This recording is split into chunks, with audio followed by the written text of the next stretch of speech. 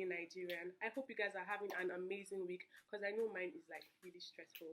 So over the weekend, I got emails and people were suggesting to me that I should do a video on how to select the right kind of powder for a Nigerian skin or a dark skin. So I know most of the time, the first thing we have to consider is of course cost. Nobody wants to spend so much money on just powder. But then there are some things you also have to take into consideration when you want to get the right shade of powder for your kind of skin tone. First of all, people always make the mistake of, when they're trying out a powder, they tend to test it on their hands first of all. But this is actually wrong.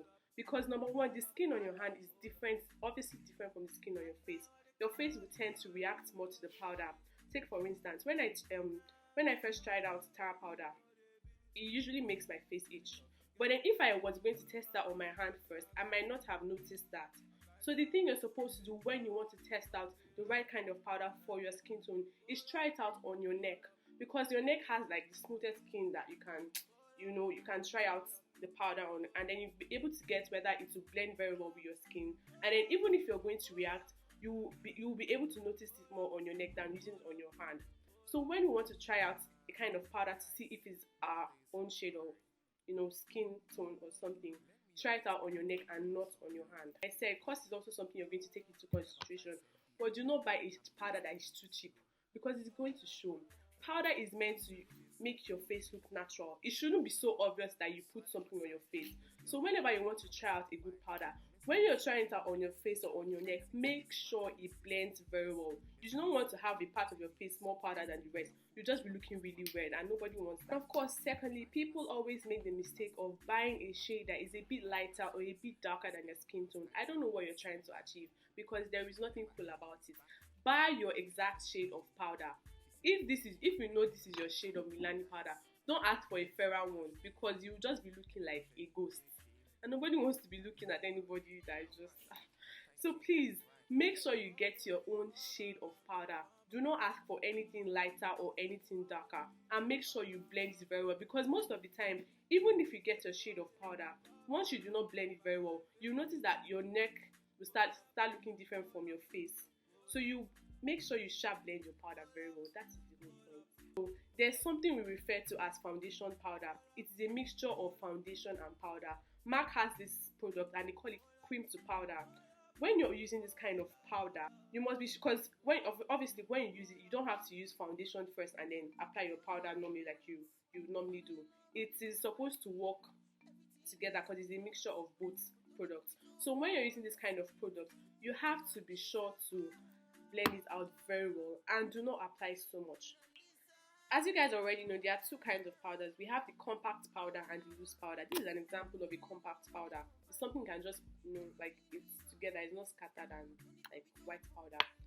Then the whole point is, it is better. I think it's better and preferable for someone with an oily skin to make use of a loose powder, because when you use your powder brush and spread it across your face, it tends to stay and last longer.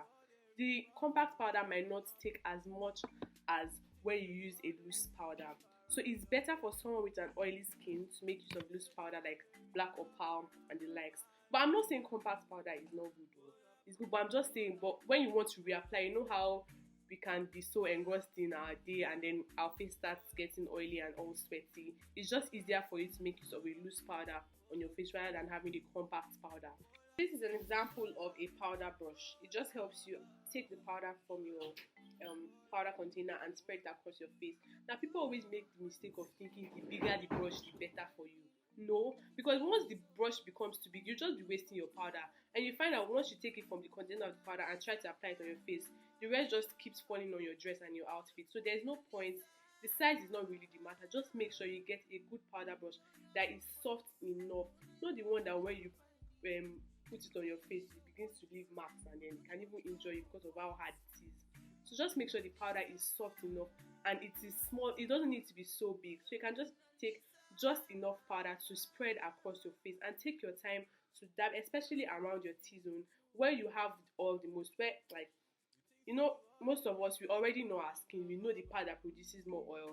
So if I'm going to apply powder on my face, I'm going to apply more here on my T-zone and across my forehead, because that's the part of my skin that produces more oil. So make sure you take your time and concentrate on those parts of your face. but make sure you also blend it out. So if I'm going to apply powder on my face, I'm going to apply it mostly here, beside my nose, and on my forehead, and then blend it to the rest of my face. And make sure that when you use a setting powder, like when you're doing your highlighting over under your eyes, on the bridge of your nose and rest of your face, make sure you blend it out very well, because most of this we use the translucent setting powder and nobody wants white patches showing around their faces. So once you apply that over your concealer, make sure you blend it very well, because if you don't, you might not show when you're in the room, but when you walk out into where there's so much light and people are looking at you like they've seen a ghost, because you have white patches all over your face. So be sure to blend your powder. Take your time and blend your powder properly, and make sure that it's evenly spread across your entire face. I hope you guys understand everything I've said today. But if you need more information on how to get the right powder, what to do, and how to apply your powder properly, you can go on eBay. I got most of my information from eBay as well. Thank you guys so much for staying with me on today's episode of Being Nigerian. I hope you guys had a swell time, because I know I had fun talking to you guys. So please like and subscribe to our YouTube channel on the link down below. Just like and subscribe. And please, you can follow me on Instagram at Chi_Dima, on Twitter at Chidinma, so Chidinma with a Y, CHYDYNME. Thank you so much, guys. I love you all.